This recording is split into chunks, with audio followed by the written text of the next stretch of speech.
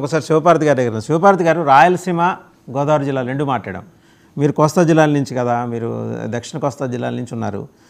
మీకేమనిపిస్తుందండి దక్షిణ కోస్తాలు అంటే ప్రత్యేకించి గుంటూరు కృష్ణా జిల్లాలు? ముందుగా వాసు గారు మీకు ప్యానెల్లో ఉన్న పెద్దలకి 99 వీక్షకులకి గుడ్ మార్నింగ్ అండి. అంటే ఒక దక్షిణ కోస్తానా రాయలసీమ అని కాదండి, వ్యతిరేకత రాష్ట్ర స్థాయిలో పూర్తిగా ఉంది. అది ప్రజల్లో బాగా కనపడింది. అది ఓటింగ్ సరళిలో కూడా కనపడింది. మనకు పర్సంటేజ్ ఆఫ్ ఓట్స్ చూసుకున్నా కూడా మనకు క్లియర్ గా అర్థమవుతుంది. ఇంతకుముందు కోస్టల్ ఆంధ్రాలో ఉన్న 119 స్థానాల్లో ఇంతకుముందు టీడీపీ 39%, అంటే 39.58 అలా స్కోర్ చేసింది. జనసేనకు వచ్చి నియర్లీ ఒక 5.7% వచ్చింది. సో న్యూట్రల్ ఓట్స్ ఎప్పుడు ఒక 10% అటు ఇటు ఉంటాయి. సో న్యూట్రల్స్ ఇప్పుడు ఉద్యోగులు కానీ నిరుద్యోగులు కానీ, ఉద్యోగాలు చేస్తున్న ఉద్యోగులు, గవర్నమెంట్ ఎంప్లాయీస్ కానీ, ఉద్యోగాలు రాని నిరుద్యోగులు కానీ, మహిళలు కానీ, ఎడ్యుకేటర్స్ కానీ, మేధావులు కానీ, ఈ వర్గాలన్నీ ప్రభుత్వం మీద తీవ్ర వ్యతిరేకత. న్యూట్రల్ ఓట్స్ ఎక్కువ 10% లో ఉండేది వీళ్ళే. వీళ్ళల్లో తీవ్ర వ్యతిరేకత ఉంది. ఈ 10% మాత్రం ఖచ్చితంగా కూటమికి యాడ్ అయ్యే ఓట్లండి. సో దీన్ని బట్టి చూస్తే మనకి దాదాపు కూటమికి 52% పైన ఓట్లు రాబోతున్నాయి. అందులో తిరిగే లేదు.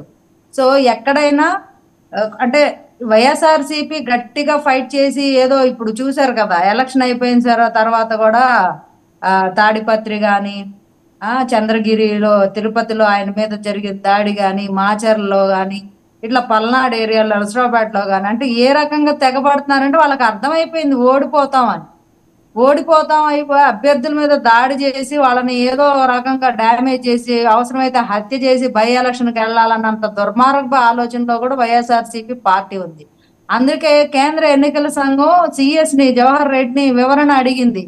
మీకు ఇలా అల్లర్లు జరుగుతాయని తెలిసినా కూడా నిమ్మకు నీరెత్తినట్టు మీరు ఇంత సైలెంట్ గా ఎందుకున్నారు, ఎందుకు అల్లర్లు జరుగుతుంటే గమ్ముకున్నారు, చూస్తూ ఊరుకున్నారు, ఎట్లాంటి యాక్షన్ తీసుకోకుండా వివరణ ఇవ్వాలి ఈరోజు మధ్యాహ్నం లోపు అని చెప్పి కేంద్ర ఎన్నికల సంఘం మొట్టికాయలు వేసినా కూడా వీళ్ళలో ఇంకా చలనం రాల. అంటే మేము ఏదైతే ఫస్ట్ నుంచి అడిగామో ఈ జవహర్ రెడ్డిని చీఫ్ సెక్రటరీని మార్చాలని, మార్చకపోవడం వల్ల వచ్చిన తంటలు అనమాట ఇవన్నీ.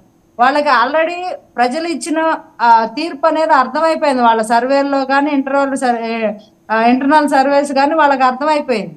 సో ఇప్పుడు స్ట్రాంగ్ రూముల దగ్గర కూడా సిబ్బంది గ్రూప్స్, ఒక గ్రూప్ ఆఫ్ వాళ్ళు పార్టీలు చేసుకోవడం, ఇవన్నీ ఎట్లా అంటే దాడులు చేయడం.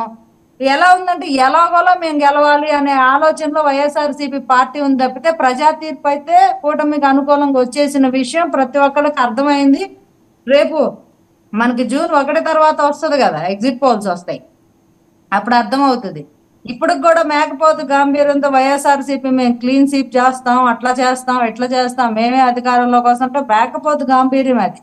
ప్రజలు ఇక్కడ గంటలు ఎండల్లో సైతం నిలబడి ఎక్కడో దూర ప్రాంతాల నుంచి కూడా తరలొచ్చి శివపార్వతి గారు ఇప్పుడు బీజేపీ రాష్ట్ర అధ్యక్షురాలు ఆవిడ ఎవరెవరిని మార్చాలి, వాళ్ళ ప్లేస్లో ఎవరెవరిని రీప్లేస్ చేయాలి, పాపం పుట్టుమచ్చలతో సహా ఇచ్చారు లెటర్. మార్చారు, ఒక్క సిఎస్ జవహర్ రెడ్డి గారు మినహాయించి అందరినీ మార్చారు. మార్చిన తర్వాత కూడా ఒక్క సిఎస్ జవహర్ రెడ్డి ఆయనగా ఉన్న 10 చేతులు ఉన్నాయండి మొత్తం ఆపరేట్ చేసి రాష్ట్రంలో హింసాకాండ చేయడానికి. లా అండ్ ఆర్డర్ డీజీపీ ఉన్నాయండి అక్కడ. హరీష్ కుమార్ గుప్తా మార్చారు, కొత్త డీజీపీ వచ్చారు, కొత్త ఎస్పీలు వచ్చారు, వాళ్ళు పసికెట్లేకపోయారా? కొత్త డీజీపీలు వచ్చినా ఇంకా వాళ్ళకి అలవాటు అవడానికి కూడా చాలా టైం పడుతుంది. ఇక్కడ అన్ని మాటలు మీరే మార్చమని చెప్పేది మీరే, మార్చిన తర్వాత జరుగుతున్న దానికి కారణం కూడా మీరే చెప్తే చెప్పేది ముందుగా మార్చాలి. వీళ్ళు వైఎస్ఆర్సీపీ పార్టీకి బయాస్డ్ గా పనిచేసే వర్గము, వీళ్ళని ముందుగానే కొత్తగా వచ్చిన డీజీపీ కూడా లాస్ట్ మినిట్ లో కొత్తగా వచ్చిన డీజీపీ ఎస్పీలు కూడా కలెక్టర్లు వీళ్ళందరూ కూడా వైఎస్ఆర్సీపీకి అనుకూలమైన వీళ్ళు కూడా విఫలమైపోయారు కదండి. డీజీపీ కొత్తగా వచ్చిన డీజీపీ ఏం చేశారు? అల్లర్లు ఆపారా? అల్లర్లు జరగకుండా పోలీస్ యంత్రాంగం, సెక్యూరిటీ సిబ్బంది పార్టీ చేసుకొని వెనక సిద్ధం పోస్టర్ వేసుకొని నాగార్జున యూనివర్సిటీలో పార్టీలు చేసుకుంటే ఏం చేస్తున్నారండి డీజీపీ? ఎవరిచ్చారు?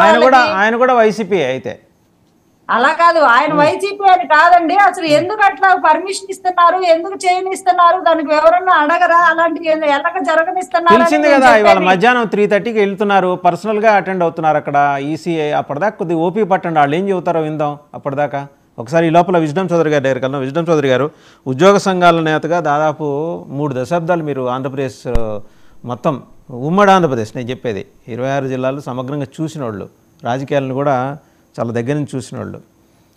మీకేమనిపిస్తుంది ఈ లెక్కలు తర్వాత? ఇప్పుడు అవన్నీ అయిపోయినాయి, ఇంకేది ఇక దీని మీద వాదోపవాదాలు, మ్యాండేట్ వాస్ గివెన్, బాక్స్లో